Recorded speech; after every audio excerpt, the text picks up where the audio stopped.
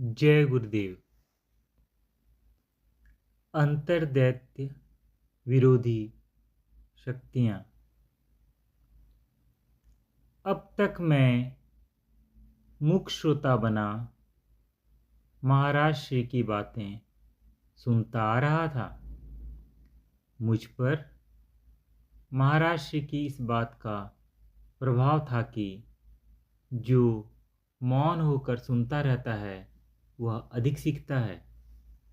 किंतु पिछली रात के चिंतन ने मुझे झकझोर कर रख दिया था।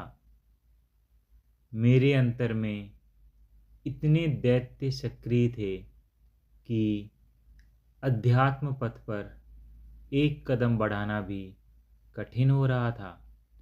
अगले दिन जब महाराज श्री गंगा स्नान कर वापस पधारे तो मैंने प्रश्न कर दिया, कल आपने अंतर्विधि के दैत्यों का संक्षिप्त वर्णन प्रस्तुत किया। हम लोग उन दैत्यों के उत्पातों का नित्य प्रति अनुभव करते रहते हैं। अब कृपया यह भी बताने का कष्ट करें कि अंतर्विधि में दैत्यों से लड़ने वाले के लिए आशा की कोई किरण भी है कि नहीं। हम लोग लाख प्रयत्न करने पर भी अभी तक वहीं के वहीं ठहरे हैं। महाराज श्री, अभी तक हमने अंतर्विधि के दैत्यों का ही उल्लेख किया है, किंतु इन दैत्यों को परास्त करने वाली शक्तियां भी अंतर में अवश्य विद्यमान हैं। परंतु ध्यान रहे कि लाखों जन्मों से जीव इन दैत्यों के अत्याचारों से त्रस्त होता चला आ रहा है तथा इनके इशारे पर नाचता रहा है, जिससे दैत्य विरोधी शक्तियां दब गई हैं। किसी साधक के लिए उन शक्तियों को जगाना, उनकी क्रियाशीलता को प्रकट करना एवं उनके प्रति समर्पित होना आवश्यक है। एक भक्त, वह कौन कौन सी शक्तियां हैं जो अंतर दैत्यों से युद्ध कर उन्हें परास्त करने में समर्थ हैं? महाराज श्री, जिस प्रकार एक ही महादैत्य अविद्या या माया का विभिन्न दैत्यों के रूप में विस्तार होता है, उसी प्रकार अंतर्जाग्रत महाशक्ति चैतन्य का ही दैत्य विरोधी अंतर्शक्तियां परिवार है। यदि अविद्या जीव को जगत की ओर धकेलती है तो चैतन्य शक्ति जीव को अंतर में आत्माभिमुखी प्रेरित करती है। अविद्या पूर्णतया शक्तिविहीन तथा मिथ्या है तो चैतन्य शक्ति यथार्थ है, सर्वशक्तिमान है। अतः निश्चित ही चैतन्य शक्ति की सामर्थ्य अविद्या की अपेक्षा अनंत गुना अधिक है। आवश्यकता केवल शक्ति की शरण ग्रहण करने की है।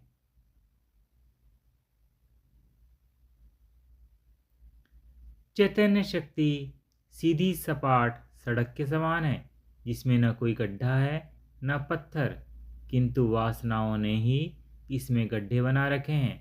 संस्कारों ने अवरोध स्वरूप बड़े बड़े पत्थर खड़े कर रखे हैं। मन ने ही इसमें कचरा गंदगी फैला रखी है। इसमें विकारों के फिसलन है, कर्ता भाव का तूफान है तथा अभिमान रूपी हिंसक पशु विचरते हैं। अन्यथा चैतन्य रूपी सड़क साफ सुथरी समतल है। चैतन्य को अमृत कुंड की उपमा दी जा सकती है, जो जीव को बंधन मुक्त कर अमरत्व प्रदान करने में पूर्णतया सक्षम है। यह एक ऐसी फुलवाड़ी है जिसमें हताश, निराश, मुरझाए चेहरे खिल उठते हैं। चैतन्य ऐसा अथाह, असीम तथा अनंत सागर का महासागर है, जिसमें लेश मात्र भी दुख संताप, उत्तेजना, उद्विग्नता एवं द्वंद्वता नहीं है, जिसमें सदैव आनंद की हिलोरें उठा करती हैं। संसार का कोई भी पदार्थ अथवा दृश्य ऐसा नहीं जिसको चैतन्य से उपमित किया जा सके। अत्यंत उच्च चैतन्य रूपी शिखर पर पहुंचकर वासनाओं, चिंताओं, आशाओं तथा उत्तेजनाओं की सभी दुर्गंधयुक्त दूषित हवाएं पीछे छूट जाती हैं। सुख दुख, अनुकूलता प्रतिकूलता तथा शुभ अशुभ का द्वंद्वात्मक संघर्ष समाप्त हो जाता है। चैतन्य में जागृत स्वप्न, सुषुप्ति एवं तुरीय अवस्था तथा मन और अमन, ज्ञान अज्ञान, प्रकाश अंधकार सभी विलीन हो जाते हैं।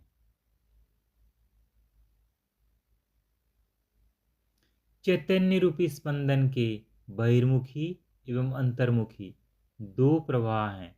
बहिर्मुखी प्रवाह अंतर्विधि में से उत्पन्न होता हुआ इंद्रियों के माध्यम से दृश्यमान भौतिक जगत में प्रकट होता है। दृश्यमान जगत के सभी पदार्थों, दृश्यों, वस्तुओं एवं सभी घटनाओं, चेष्टाओं, प्रयत्नों, परिणामों को चैतन्य शक्ति के आंदोलन का ही फल कहा जाता है। चैतन्य के संयोग से ही हाथ क्रियाशील होते हैं, पांव चलते हैं तथा आंखें देखती हैं। जल का प्रवाह हो, वायु का वेग हो, अग्नि की दाहकता हो, बादल का कड़कना, चमकना या बरसना हो, सूर्य का प्रकाश या चंद्रमा की ज्योत्सना हो, सभी कुछ भौतिक आधार पर शक्ति की क्रियाशीलता का ही परिणाम है।